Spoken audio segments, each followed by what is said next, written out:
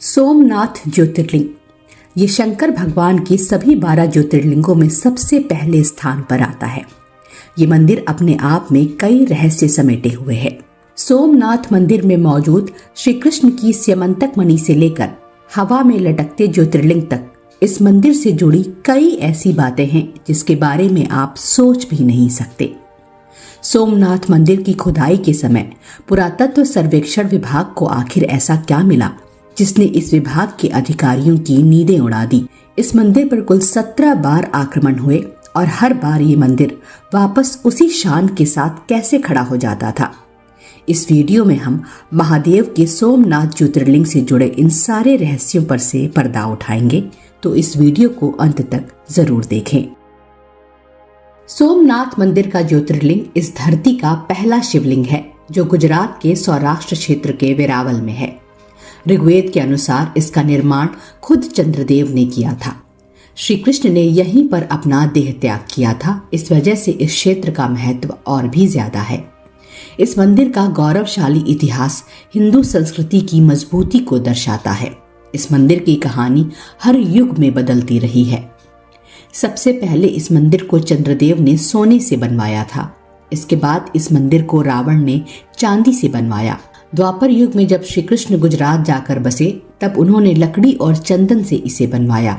आखिर में भीमदेव ने पत्थरों से इसका निर्माण करवाया। वर्तमान में इस मंदिर का जो गर्भगृह है जहां पर शिवलिंग स्थापित है वो पूरा हिस्सा शुद्ध सोने से बना हुआ है। ये मंदिर इतना भव्य और दिव्य है कि जो भी इसे देखता है बस देखता रह जाता है। प्राचीन काल में इसकी भव्यता ने ही हर बार आक्रमणकारियों को इस तरफ आकर्षित किया। इस मंदिर पर मुगलों द्वारा किए गए अत्याचार सुनकर आपके रोंगटे खड़े हो जाएंगे।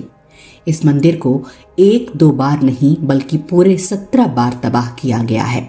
ये मंदिर ईसा के पूर्व में अस्तित्व में था और इस जगह पर दूसरी बार मंदिर का पुनर्निर्माण 7वीं सदी में वल्लभी के मैत्रक राजाओं ने किया। 8वीं सदी में सिंध के अरबी गवर्नर जुनैद ने इसे नष्ट करने के लिए अपनी सेना भेजी।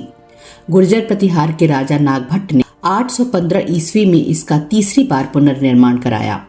फिर ढांचे के अवशेषों पर मालवा के राजा भोज और गुजरात के राजा भीमदेव ने चौथी बार इसे बनवाया। उसके बाद 1169 में फिर यहाँ मंदिर तैयार हुआ।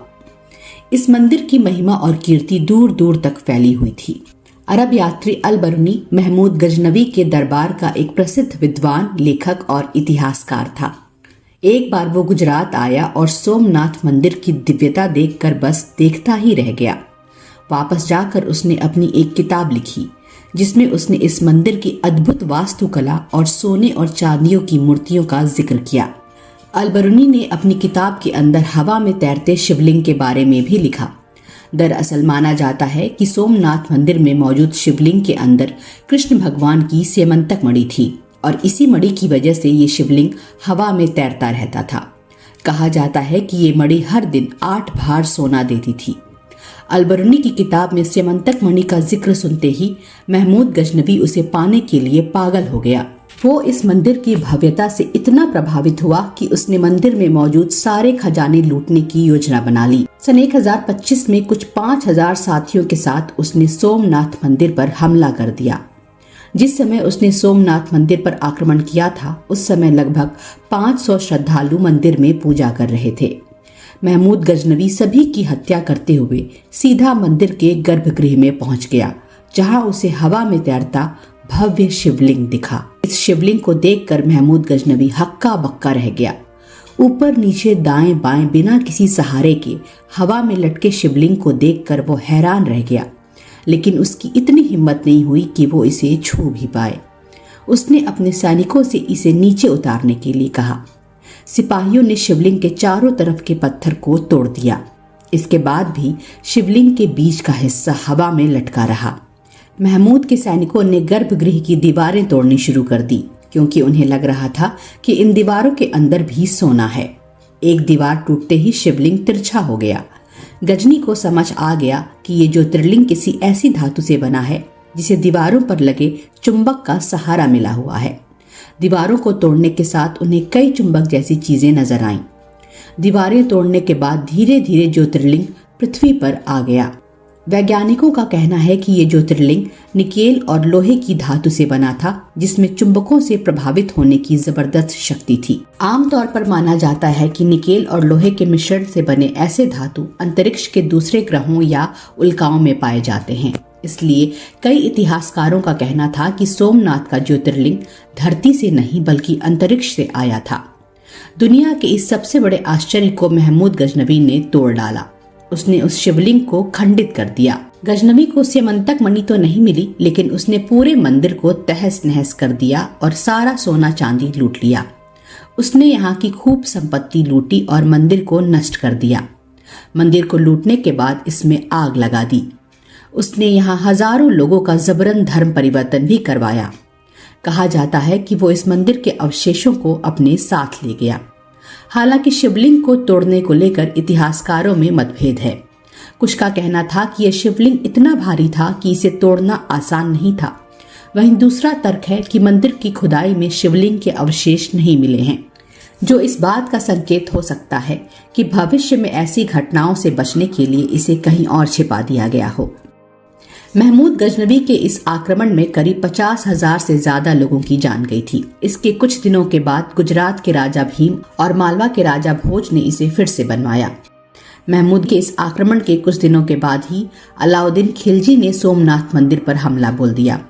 उसने सन 1299 में इस हमले को अंजाम दिया। उस समय गुजरात के राजा कर्ण ने खिलजी की सेना का डट कर सामना किया, लेकिन युद्ध में राजा कर्ण की हार हुई। अंत में खिलजी ने सोमनाथ मंदिर को लूट लिया और उसे तहस नहस कर दिया। जाते समय वो अपने साथ कुछ लोगों को बंधक बनाकर भी ले गया।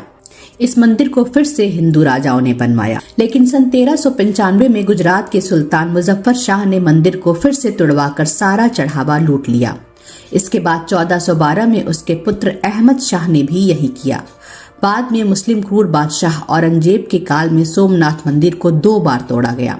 1665 में मंदिर तुड़वाने के बाद जब औरंगजेब ने देखा कि उस जगह पर हिंदू अभी भी पूजा अर्चना करने आते हैं, तो उसने वहां एक सेना की टुकड़ी भेजकर कत्लेआम करवाया।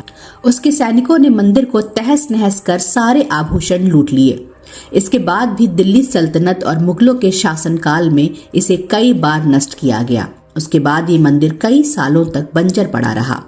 जब भारत का एक बड़ा हिस्सा मराठों के अधिकार में आया, तब 1783 में इंदौर की रानी अहिल्याबाई ने मूल मंदिर से कुछ ही दूरी पर पूजा अर्चना करने के लिए सोमनाथ महादेव का एक और मंदिर बनवाया। भारत की आजादी के बाद सरदार वल्लभ भाई पटेल ने समुद्र का जल लेकर नए मंदिर के निर्माण का संकल्प लिया। उनके संकल्प के बाद 1950 में इस मंदिर का पुनर्निर्माण हुआ। फिर 1 दिसंबर 1995 को भारत के राष्ट्रपति शंकर दयाल शर्मा ने इस मंदिर को राष्ट्र को समर्पित किया। आज हमारे सामने जो सोमनाथ मंदिर है वो 7वीं बार बना है। सोमनाथ मंदिर की ऊंचाई लगभग 155 फीट है। इस मंदिर के चारों ओर विशाल आंगन है। मंदिर का प्रवेश द्वार बहुत कलात्मक है। ये मंदिर 3 भागों में विभाजित है: नाट्य मंडप, जगमोहन और गर्भगृह। समुद्र किनारे स्थित ये मंदिर बहुत ही सुंदर दिखाई देता है। 6 बार टूटने के बाद 7वीं बार इस मंदिर को कैलाश महामेरु प्रसाद शैली में बनाया गया। मंदिर के शिखर पर स्थित ध्वज मस्तक 37 फीट लंबा है और ये दिन में 3 बार बदलता है। मंदिर के प्रांगण में रात 7:30 से लेकर 8:30 तक 1 घंटे का साउंड लाइट शो चलता है, जिसमें सोमनाथ मंदिर का बहुत सुंदर तरीके से सचित्र वर्णन किया जाता है। इस मंदिर से जुड़ी कई खास बातें हैं जो इसे और भी दिलचस्प बनाती हैं। मंदिर के प्रांगण में एक स्तंभ यानी खंबा है, जिसे बाढ़ स्तंभ के नाम से जाना जाता है। यह स्तंभ कब से वहां पर है ये किसी को नहीं पता।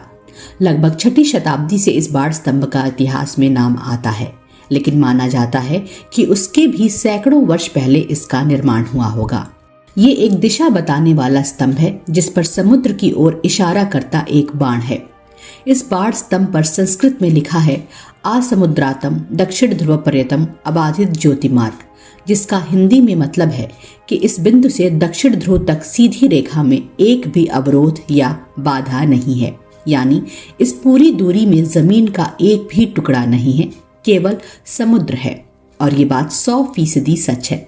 इस स्तंभ को लेकर कई रिसर्च भी किए जा चुके हैं और शोधकर्ताओं की हर रिपोर्ट में इस स्तंभ पर लिखी बात सच साबित हुई है। यानी इस मार्ग में कोई भी भूखंड यानी जमीन का टुकड़ा नहीं है। ये बात हर किसी को आश्चर्य में डाल देती है कि आखिर 1500 वर्ष पहले भी हम भारतीयों के पास इतना उन्नत और अत्याधुनिक ज्ञान कैसे था। इतने हजार साल पहले भी हमारे ऋषियों को समुद्री मार्गों और पृथ्वी के मानचित्र की बिल्कुल सटीक जानकारी थी। ये जानकर हर भारतीय को गर्व होता है।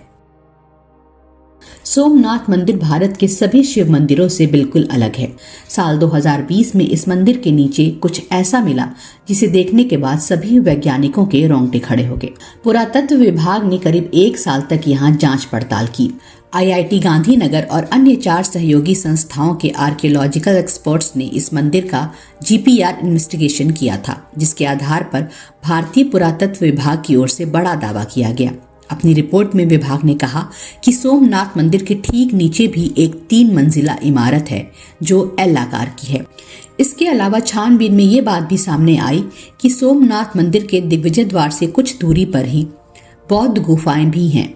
हालांकि उनका एक मत ये भी था कि सोमनाथ मंदिर को मुगलों के द्वारा बार बार ध्वस्त किया गया। ऐसे में शायद नए ढांचे की नींव पुराने मंदिर के ऊपर ही रखी गई हो।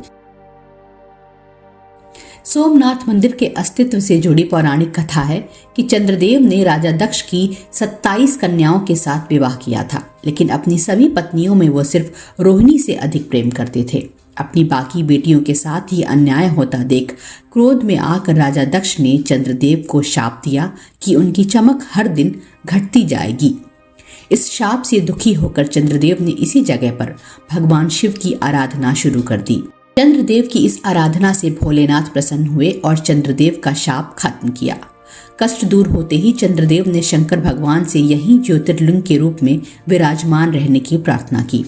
उनकी प्रार्थना पूरी करते हुए शिव जी यहाँ हमेशा के लिए स्थापित हो गए। इस जगह की एक दूसरी मान्यता भगवान श्री कृष्ण से जुड़ी हुई है। वो यहाँ भालका तीर्थ पर विश्राम कर रहे थे, तभी एक शिकारी ने हिरण समझकर उनके पैर के तलवे में तीर मारा। यहीं से भगवान श्री कृष्ण ने अपने देह का त्याग किया और बैकुंठ के लिए प्रस्थान कर गए। माना जाता है कि सोमनाथ मंदिर हर युग में बनता आया है। स्कंद पुराण के अनुसार हर बार जब जब दुनिया का पुनर्निर्माण होगा तब तब सोमनाथ मंदिर का नाम बदल जाएगा। कहा जाता है कि सतयुग, द्वापर और त्रेता युग में इस मंदिर के अलग अलग नाम थे। ये भी माना जाता है कि कलयुग समाप्त होने के बाद जब ब्रह्मा जी एक नई दुनिया का निर्माण करेंगे तब सोमनाथ को प्राणनाथ मंदिर का नाम दिया जाएगा। विश्व प्रसिद्ध सोमनाथ मंदिर आदि अनंत है।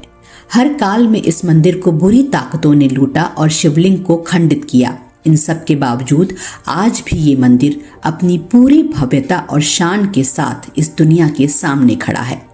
सोमनाथ ज्योतिर्लिंग केवल एक मंदिर नहीं बल्कि हिंदू धर्म की अखंड आस्था और पुनरुत्थान का प्रतीक है। महादेव की कृपा से ये स्थान युगों युगों तक भक्तों की आस्था का केंद्र बना रहेगा। अगर ये वीडियो पसंद आई हो तो इसे लाइक करें, शेयर करें और कमेंट करना ना भूलें। चैनल पर पहली बार आए हैं तो इसे सब्सक्राइब कर लें। धन्यवाद। हर हर महादेव।